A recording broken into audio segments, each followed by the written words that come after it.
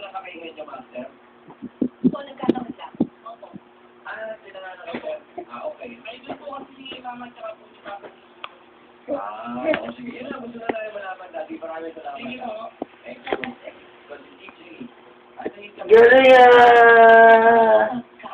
Ang galing na ng baby namin ah. Konti na lang, wala na isang buwan, lalakad ka na sa kalsada. Hindi ka na magpapaawat. Malakas na loob niya eh. Yan, ganyan ginagawa na ng mama. TJ, halimbawa, sabi kay mama, ano, sabi ko, mama, okay.